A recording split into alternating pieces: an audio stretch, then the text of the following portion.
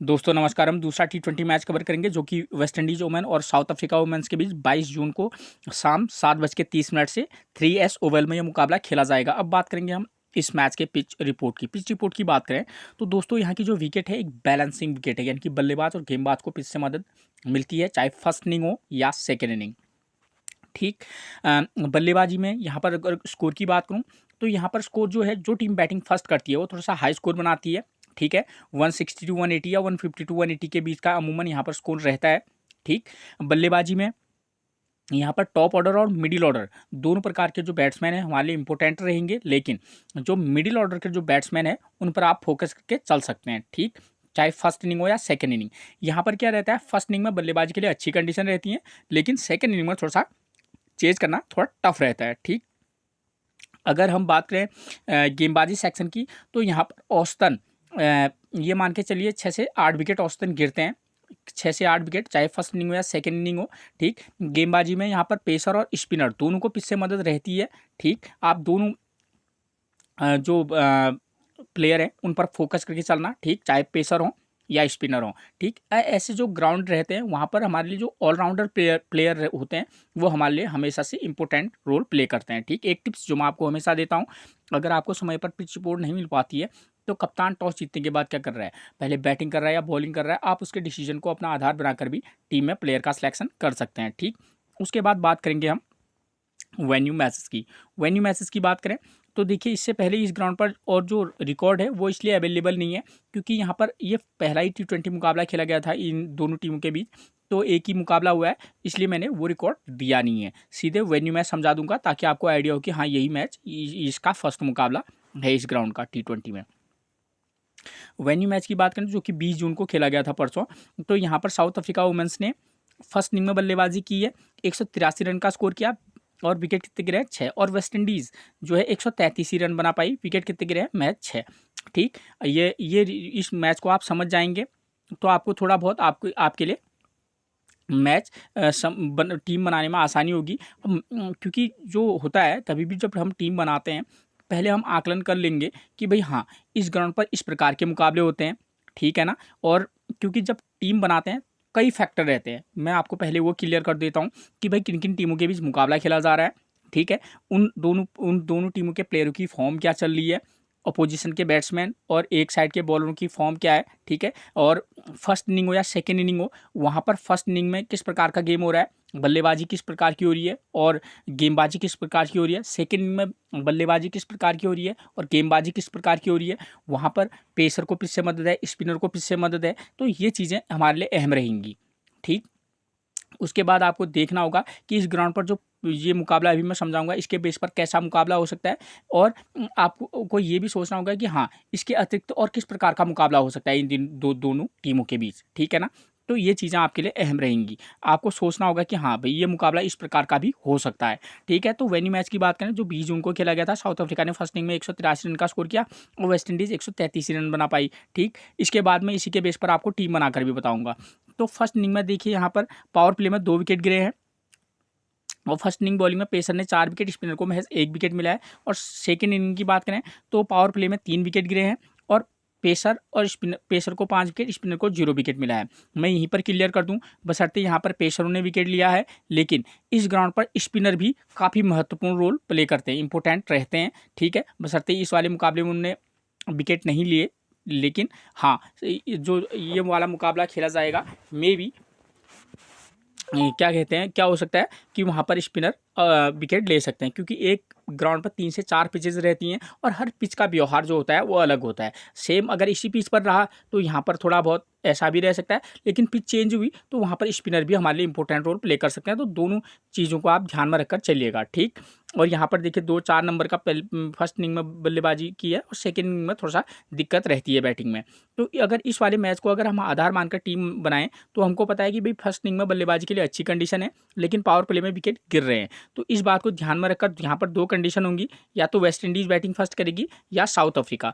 तो हम ये मान के चलते हैं कि अगर वेस्ट इंडीज़ अगर बैटिंग फर्स्ट करती है तो उस कंडीशन में हम किस प्रकार से टीम बनाकर चल सकते हैं। ठीक है, ठीक, पावर प्ले में विकेट गिर रहे हैं, वेस्ट इंडीज़ की तरफ से ओपनर कौन आते हैं, हाइली मैथ्यूज़ और क्वेना जोसेफ। दोनों प्लेयर की फॉर्म की बात करूं तो यहाँ पर देखिए हाइली मैथ्यूज़ का फॉर्म ठीक है, और क्योंकि ऑफ स्पिन गेंदबाजी कराते हैं तो एक वैल्यूबल प्लेयर ही हमेशा से रहती हैं। स्पिनर को पिच से मदद रही तो ये हमारे लिए एक बेहतरीन विकल्प रहेंगी। क्वेना जोसेफ की बात करूं, करंट का फॉर्म डिसेंट सा है, ठीक ठाक टाइप का फॉर्म है। किसी मैच में पिक तो किसी में ड्रॉप करके चल सकते हैं, चाहे आप हाइली मैथ्यूज़ को पिक करें या क्वेना जोसेफ को, ठीक है। उसके बाद नंबर 3 पर हमको मिलेंगे कौन, आर ग्रिमंड। तो इनकी करंट की फॉर्म मतलब अप एंड डाउन वाला मामला है, चाहे तो पिक करें वरना ड्रॉप करके भी चल सकते हैं। खास तौर पर तब उस कंडीशन पर ऐसे प्लेयर पर रिस्क लेना है जब ये फर्स्ट इनिंग में बल्लेबाजी करे। उसका एक ही रीज़न है, आप चाहें तो ड्रॉप करके चल सकते हैं, उसका एक रीज़न है कि भाई यहाँ पर फर्स्ट इनिंग में बल्लेबाजी के लिए अच्छी कंडीशन रहती है, इसके अतिरिक्त कोई रीज़न नहीं है, ठीक है। उसके बाद कैम्पबेल की बात करूँ, राइट आर्म मीडियम फास्ट और राइट हैंड बल्लेबाजी करती हैं, ठीक है। एक ठीक ठाक सी डिसेंट पिक अगर रिस्क लेना चाहें तो इस प्लेयर पर रिस्क लिया जा सकता है। उसके बाद नंबर 5 पर मिलेंगी हमको सी हेनरी, ठीक।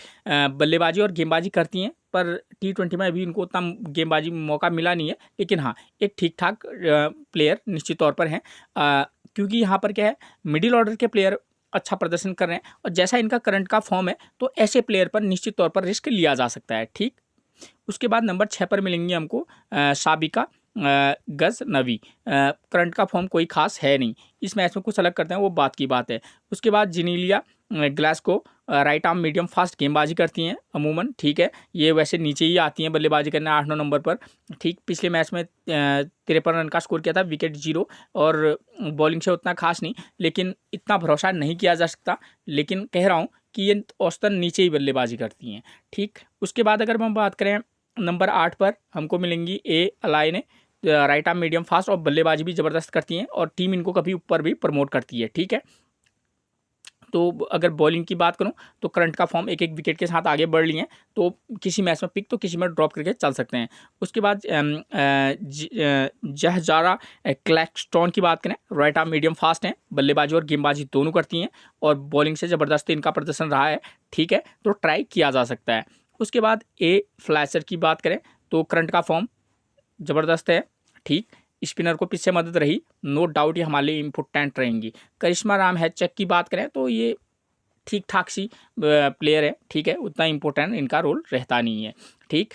अब देखिए दोस्तों, यहाँ पर हमको पता है कि वेस्ट इंडीज ने फर्स्ट इनिंग में बल्लेबाजी की तो वही सेकंड इनिंग में बॉलिंग करेगी, तो इनके पेसर बॉलरों का फॉर्म मैंने आपको बता दिया, उसके अकॉर्डिंग ही आप इनको पिक करके चलना, क्योंकि सेकंड इनिंग में पेसर इंपॉर्टेंट रहे हैं पिछले वाले मैच में, ठीक है, और इस वाले मैच में स्पिनर भी इंपॉर्टेंट रोल प्ले कर सकते हैं। वो क्यों कह रहा हूँ वो मैं आपको थोड़ी देर के बाद बताऊँगा, ठीक है। अब दूसरी कंडीशन होगी, अगर साउथ अफ्रीका बैटिंग फर्स्ट करेगी, हमको पता है कि भाई पावर प्ले में यहाँ पर विकेट गिर सकते हैं, तो उसके अकॉर्डिंग ही आप टीम में प्लेयर का सिलेक्शन भी करेंगे, ठीक है ना। एक एक पॉइंट को आप ध्यान में रखकर टीम में प्लेयर का सिलेक्शन करेंगे। तो नंबर 1 की आपको मिलेंगी यहाँ पर लॉरा वॉल्वेट, करंट का फॉर्म अच्छा है, ज़बरदस्त है, एक इंपॉर्टेंट पिक रह सकती हैं। टी ब्रिट्स की बात करूँ, करंट का फॉर्म ज़बरदस्त है, ये दोनों प्लेयरों को आप किसी मैच में फर्स्ट इनिंग में बल्लेबाजी के लिए अच्छी कंडीशन है तो किसी मैच में दोनों को पिक कर सकते हैं और किसी मैच में इन दोनों में से एक को ट्राई निश्चित तौर पर करना। उसके बाद नंबर 3 पर मिलेंगी हमको मार्जाना कैप, इनकी ये हमेशा से इंपॉर्टेंट रहती हैं, नो डाउट एक अच्छी पिक रहेंगी। एंडी क्लर्क की बात करूँ, ये भी ज़बरदस्त हैं क्योंकि गेंदबाजी और बल्लेबाजी दोनों करती हैं, ये 2 प्लेयर इंपॉर्टेंट रहेंगे। जो साउथ अफ्रीका के जो टॉप 5-6 प्लेयर हैं वो बहुत इंपॉर्टेंट रहेंगे हमारे लिए, ठीक है। नंबर 5 पर मिलेंगे हमको मियाना स्मिथ, करंट का फॉर्म देखिए इनका, राइट आर्म ऑफ ब्रेक गेंदबाजी भी करती हैं कभी कभी और बल्लेबाजी से इनका फॉर्म डिसेंट है, ठीक है। फर्स्ट इनिंग हो या सेकेंड इनिंग हो, आप इनको पर ट्राई करके चल सकते हैं इस प्लेयर पर, ठीक है। किसी में ड्रॉप तो आप निश्चित तौर पर करना प्लेयर को। उसके बाद सी ट्रायन की बात करें, left arm Orthodox, right hand बल्लेबाज हैं, ठीक। किसी में पिक तो किसी में चाहे तो ड्रॉप करके चल सकते हैं, जब आपको लगेगा कि अकॉर्डिंग टू सिचुएशन पिक करना, ठीक है ना। आप तब पिक करना। सेकेंड इनिंग में क्या है कि यहाँ पर सेकेंड इनिंग में बल्लेबाजी के लिए उतना टफ कंडीशन है। फर्स्ट इनिंग में थोड़ा सा क्या है कि नंबर 5-6 का प्लेयर स्कोर कर सकता है, तो वहाँ पर आप ऐसे प्लेयर को ट्राई कर सकते हैं और वरना आप किसी मैच में ड्रॉप करके जरूर चलिएगा इनको। लेकिन उसके बाद बात करेंगे हम नंबर 7 पर हमको मिलेंगे Andrie Dercksen, right arm medium fast गेंदबाजी कराती हैं, डिसेंट फॉर्म है, ठीक है, उतने खतरनाक उतने ज़बरदस्त फॉर्म में है नहीं, ठीक है, लेकिन हाँ एक उपयोगी रह सकती हैं बस। कार्बो मैसो की बात करूँ, विकेट कीपर बल्लेबाज हैं, नंबर 8 पर इनको पिक करने का कोई मतलब बनता नहीं है। उसके बाद बात करें नंबर 9 पर एम क्लास की, तो राइट आर्म मीडियम फास्ट गेंदबाजी करती हैं, ठीक है, ठीक ठाक एक पिक रह सकती हैं, जब आपको लगेगा कि भाई हाँ, यहाँ पर मैं इनको भी पिक करके चल सकता हूँ, क्योंकि राइट आर्म मीडियम फास्ट को पिच से थोड़ा बहुत मदद है। लेकिन बात यह है दोस्तों कि साउथ अफ्रीका की टीम में जो है यहाँ पर बॉलर चाहे कैंप हो, एंडी क्लर्क हो, ये सभी गेंदबाजी करती हैं, तो इनको थोड़ा सा ओवर कभी 4 तो कभी 3 कभी 2 ओवर मिलते हैं। ठीक, उसके बाद करेंगे एन मालबा की बात। तो लेफ्ट आर्म ऑर्थोडॉक्स हैं, ठीक है, अच्छी प्लेयर है और करंट का फॉर्म भी अच्छा है, तो एक किसी मैच में पिक तो किसी में ड्रॉप करके जरूर चलना। खाका की बात करें, राइट आर्म मीडियम फास्ट है, 1 विकेट 0 विकेट 2 विकेट 0 1, ये इनके साथ ही आगे बढ़ रही हैं, किसी में चाहे तो पिक वरना ड्रॉप करके चल सकते हैं। ठीक है, तो ये थी आपको साउथ अफ्रीका के प्लेयरों की फॉर्म। ठीक है, फर्स्ट इनिंग में अगर टीम बल्लेबाजी करेगी तो। ठीक है, अब बात आती है सेकंड इनिंग की। तो सेकंड इनिंग में हमको पता है कि भाई चाहे कोई भी टीम हो, पावर प्ले में 3 विकेट गिर रहे हैं, दिक्कत हो सकती है, चाहे वो साउथ अफ्रीका खेले या वेस्ट इंडीज़। तो आप अकॉर्डिंग टू सिचुएशन क्या करना, किसी मैच में टॉप ऑर्डर 2 में से 1 को पिक करना, किसी मैच में क्या करना, टॉप 3 में से केवल 1 को, फिर 5 और 6 या 7 नंबर के प्लेयर के साथ भी जा सकते हैं, चाहे वेस्ट इंडीज़ हो या साउथ अफ्रीका, या किसी मैच में 2 नंबर 4 नंबर 6 नंबर के प्लेयर को भी पिक करके चल सकते हैं प्लेयर की फॉर्म के बेस पर। ठीक हो गया। उसके बाद फर्स्ट इनिंग यहाँ पर बॉलिंग की बात करें, जो भी टीम बॉलिंग फर्स्ट कराएगी, किसी मैच में आप पेसर के साथ भी जाना और स्पिनर का भी कॉम्बिनेशन बनाना, वरना एक पेसर और एक पेसर ऑलराउंडर और स्पिनर ऑलराउंडर का भी कॉम्बिनेशन बना सकते हैं। ठीक है, सेकेंड इनिंग में पेसर को भी पिक करना और ऑलराउंडर स्पिनर को भी पिक करना। अगर आपको लगेगा कि भाई यहाँ पर स्पिनर को पिच से मदद नहीं मिलेगी, लेकिन यहाँ पर स्पिनर को भी पिच से मदद रहती है, किसी मैच में आप एक रेगुलर स्पिनर और ऑलराउंडर स्पिनर को भी पिक करके जोड़ चलना। अब बात आती है कैप्टनसी और वाइस कैप्टनसी की। तो सीधी सीधी बात यह है, फर्स्ट इनिंग से आप बल्लेबाज को भी वाइस कैप्टनसी दे सकते हैं। सेकंड इनिंग से भी आप क्या कर सकते हैं, किसी पेसर बॉलर को वाइस कैप्टनसी ट्राई करके चल सकते हैं किसी मैच में। और जहाँ पर स्पिनर को पिच से आप मदद होती है, वो अभी मैं आपको बताऊंगा कैसे, तो वहाँ पर आप स्पिनर के साथ भी जा सकते हैं, वरना ऑलराउंडर प्लेयर भी हमारे वाइस कैप्टनसी का विकल्प रह सकते हैं। अब मैंने आपको बोला था कि स्पिनर भी अहम रहते हैं, उसका एक ही रीज़न है दोस्तों। यहाँ पर देखिए, जो वनडे मैच 14 जून को खेला गया था इसी ग्राउंड पर, तो यहाँ पर स्पिनर ने 7 विकेट फर्स्ट इनिंग में, 6 विकेट सेकंड इनिंग में लिए थे, ये रीज़न है। तो भाई ये T20 का फॉर्मेट है, T20 फॉर्मेट अलग होता है, ODI फॉर्मेट अलग होता है, लेकिन मैंने आपको बताना है, इसलिए मैंने आपको ये जानकारी दी है। ठीक, अब बात करें प्लेइंग 11 की, तो वो मैं आपको पहले ही बता चुका हूँ। वेस्ट इंडीज़ की तरफ से हाइली मैथ्यूज, क्वेना जोसेफ, दोनों की फॉर्म डिसेंट सी है। ठीक है, जिसमें हाइली मैथ्यूज एक इंपॉर्टेंट रह सकती हैं।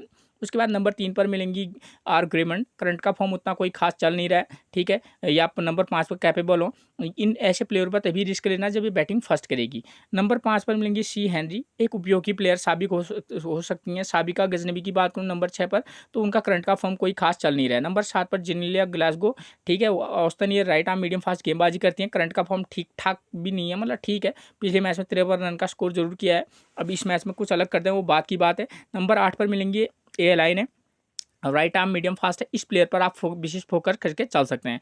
नंबर 9 पर क्लैक्सटॉन की बात करें तो एक इंपॉर्टेंट पिक रहेंगी। एफी फ्लैचर की बात करूँ, लेग स्पिनर है नंबर 10 पर, और इनकी करंट की फॉर्म ज़बरदस्त है। ठीक, और करिश्मा की बात करें तो इनका उतना कोई खास चल नहीं रहा है। उसके बाद साउथ अफ्रीका प्लेइंग 11 की बात करूँ, नंबर 1 पर लॉरा वॉल्बर्ट और ताजमीन ब्रिट्स की बात करूँ, दोनों की करंट की फॉर्म ज़बरदस्त है। According to situation first inning में बल्लेबाजी करेंगे तो दोनों को पिक करके सकते हैं, सेकंड इनिंग में चाहे तो एक को ड्रॉप करके जरूर चल सकते हैं। मार्जाना कैंप इंपॉर्टेंट रहेंगी, एंडी क्लर्क भी इंपॉर्टेंट रहेंगी, जैसा इनका करंट का फॉर्म है। ठीक है ना। उसके बाद नंबर 5 पर मिलेंगी मिलाने स्मिथ, ठीक, किसी मैच में रिस्क जरूर लेना। सी ट्रायन की बात करूँ, लेफ्ट आर्म ऑर्थोडॉक्स गेंदबाज हैं और एक इंपॉर्टेंट पिक रहती हैं, पिक और ड्रॉप दोनों करना। डार्कसन एक डिसेंट पिक रह सकती हैं। कार्बो मैसो, उसके बाद नंबर 9 पर मिलेंगी मस्तबा क्लास, तो क्लास की जो है एक आध देखा दो बार इनको कभी कभी ड्रॉप भी करते हैं। ठीक, एन मालबा और खाका दोनों की फॉर्म में अगर बात करूँ तो मालबा हमारे लिए इंपॉर्टेंट रह सकती हैं, खाका भी एक मैच में ट्राई जरूर कीजिएगा। तो ये थी मैच से रिलेटेड वो जानकारी जिसके बेस पर आप एक बेहतरीन टीम बनाकर चल सकते हैं। फिर मिलेंगे आपसे एक और प्रेडिक्शन के साथ, तब तक के लिए आप सभी को मेरा प्रणाम दोस्तों।